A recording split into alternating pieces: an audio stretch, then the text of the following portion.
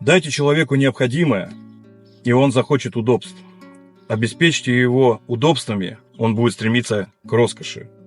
Осыпьте его роскошью, он начнет вздыхать по изысканному. Позвольте ему получать изысканное, и он возжаждет безумств.